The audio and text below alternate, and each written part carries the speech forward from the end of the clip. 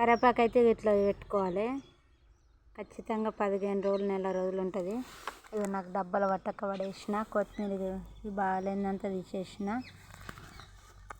కొత్తిమీర అయితే ఇట్లా పెట్టుకోవాలి డబ్బాల. అస్సలు పాడు కాదు. నేను మళ్ళీ చూపిస్తాను మీకు 15 రోజుల తర్వాత ఎంత బాగుంటుందో. ఇవైతే మా కూరగాయలు ఇప్పటికైతే. టమాటాలు అయితే ఇవి 40 రూపాయల కేజీ. మరీ పండు లేవని తీసుకొని వచ్చిన టమాటాలు, చాయపత్తి, వంకాయలు, గోడు చిక్కుడుకాయ, బీరకాయలు, బెండకాయలు, ఇవి అందకాయలు అంటారు, సోరకాయలు అంటారు.